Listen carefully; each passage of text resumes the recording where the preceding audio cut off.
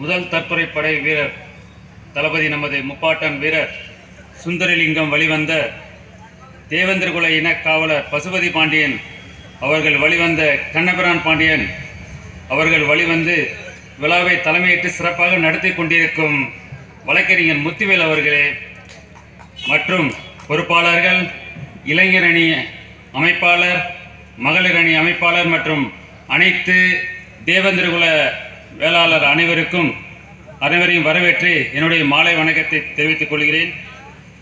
இதற்கு முன்பு தோழர் கா. பழனி ஐயா அவர்கள் பேசும்போது எனக்கெல்லாம் ரத்தம் சூடாயிருக்கு. இது காரணம் என்னன்னா, பொதுவாக நான் சொல்லப்போனால் ஆர்மியிலேருந்து பார்த்தா ரிட்டையர்ட் ஆகி ஒரு 6 மாதம் தான் ஆகுது. கேப்டன் ஆகி ரிட்டர்ன் ஆகி வந்த ஒரு பாடு தான் நம்முடைய மக்கள் எந்த நிலைமையில் இருக்கான்னு பார்த்தா தெரியுது உனக்கு. இதுக்கு முன்னாடி நாடுன்னு தான் அலைஞ்சேன். பாகிஸ்தான் எதிரி, சைனானா எதிரி, பங்களாதேஷ்னா எதிரி, பர்மான எதிரி, இதை எதிரின்னு நினச்சிட்டு அதைத்தான் நாடு நினச்சிட்டு இருந்தேன். இப்பெல்லாம் எதிரினா நம்ம வீட்டுக்குள்ளே உட்காந்துருக்காங்க இங்கே. அதுதான் நம்ம குலத்துக்கு எதிரினா இது ஒரு பெரிய சொல்ல முடியாத வெக்கக்கேடு. அது எதிரி நம்மளுக்கு எதிரி இருக்கிறான்னா நம்மள்கிட்ட ஒரு ஒற்றுமை வேணும். அந்த ஒற்றுமை நினைச்சா நம்மள்கிட்ட எதிரியாக இருக்க மாட்டான். எதிரியை எப்படி வெல்லணும்னா நம்மளுக்குள்ள ஒற்றுமை இருக்கணும். நாங்கள் பாகிஸ்தானோட சண்டை போட்டாலும் சரி, கார்கில் வாழ சண்டை போட்டாலும் சரி, எல்லா இனத்தரும் சேர்ந்து தான் அந்த சட்டம் போட்டு அந்த வெற்றியை ஜெயித்தோம். ஆனால் இங்கே தமிழ்நாட்டில் தேவேந்திரகுல வேளாளர்களில் ஒற்றுமை இல்லாத காரணத்தினால் நேர்மையானவர்கள் கொல்லப்படுகிறார். அவர் பேசும்போது எனக்கு அப்படியே இங்கெல்லாம் இப்படியெல்லாம் இருக்குதுன்னு அப்படியே ரொம்ப வேதனையாக இருக்கு. ஒன்று அது காரணம் நம்மளோட தேவேந்திரகுல வேளாளரில் இளைஞர்கள். இதுக்கு முதல் படி அவர்களை வளர்த்து விடணும். அவங்கள வளர்த்து விட்டால் தான் இன்றைக்கி நம்மளுடைய இனத்தை பாதுகாக்க முடியும். நம்ம இனம் ஒவ்வொரு நாளும் வெட்டு, அருவா, சாவு இப்படி தான் ஓடிக்கிட்டு இருக்கு. அது எத்தனை நாளைக்கு தான் ஓடிக்கிட்டு இருக்கோம். இன்னைக்கு தமிழ்நாட்டில் எடுத்துக்கிட்டீங்கன்னா தேவேந்திரகுல வேளாளர்கள் 2 கோடி மக்கள் இருக்காங்க. 2 கோடி மக்கள். 2 கோடி மக்கள்ல ஒரு சீஃப் மினிஸ்டர் நிர்ணயிக்கிற தன்மை நம்ம இனம் மக்கள்கிட்ட இருக்கு. ஏன்னா நம்மள்ட்ட இது ஒற்றுமை இல்லாத காரணத்தினால ஒவ்வொருவன் தலைக்கு மேலே ஏறி ஆடிட்டு இருக்காங்க. காரணம் நம்ம இதுக்குள்ளேயே எட்டப்பன உட்காந்துருக்கிறான். சொன்ன மாதிரி முதலாளி ஒரு ஆள் சார் பேசினாரு, ஐயா பேசினாங்க. நம்ம இனத்திலேயே எட்டப்பன் உட்காந்து காட்டி கொடுக்குற தன்மை, அந்த காட்டி கொடுக்குற தன்மை கண்டுபிடிங்க. யாரா இருந்தாலும் அதை கண்டுபிடிச்சீங்கன்னா எதிரி ஆட்டோமேட்டிக் மடங்கிடுவான்.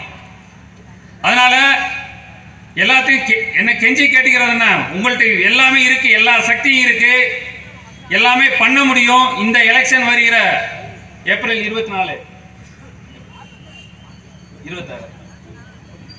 26, வர்ற ஏப்ரல் 23 தேவேந்திரகுல வேளாளர் அனைத்து மக்களும் ஒற்றுமையா இருந்து நம்ம குலத்துக்காக யாரு நல்லது செய்யறாங்களோ அவங்களுக்கு தேர்ந்தெடுத்து ஓட்டு போட்டு ஒரு நல்ல அரசியல் அமைப்பை உருவாக்குறதுக்கு பாடுபட வேண்டும்.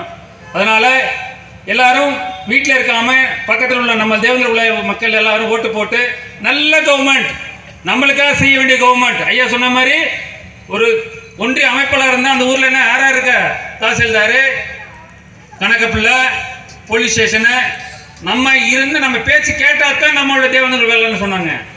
அதே மாதிரி நம்ம அது உருவாக்கிக்கணும். இறங்கினா தான் முடியும். இங்கே பேச்சை கேட்டுட்டு இங்கிட்டு போய் பின்னாடி சைடில் இருந்து இருந்தால் வேலைக்கு ஆகாது.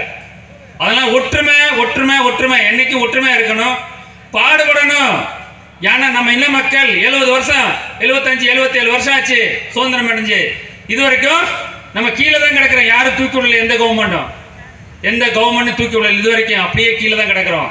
அவங்களுக்கு ஒன்லி ஃபார் 1000, 2000, 500 காசை கொடுத்துட்டு, ஒரு பிரியாணியை கொடுத்துட்டு, ஒரு கோட்டரை கொடுத்துட்டு ஓட்டை வாங்கிட்டு பேசாமல் போயிட்டு இருக்கான். அது எதுக்கு நம்மளுக்கு? அதனால அது வேண்டாம்.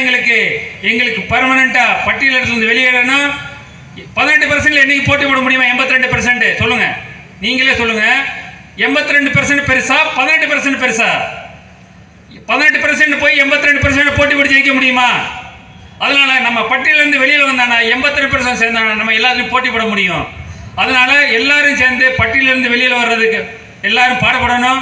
எல்லாரும் ஒற்றுமையாக இருக்கணும். நம் மக்கள் எல்லாரும் ஒற்றுமையாக இருந்தால் தான் நம்ம வருகிற ஜெனரேஷன், பின்னாடி வருகின்ற ஜெனரேஷன் அவங்களுக்கு காப்பாற்றப்படுவார்கள்.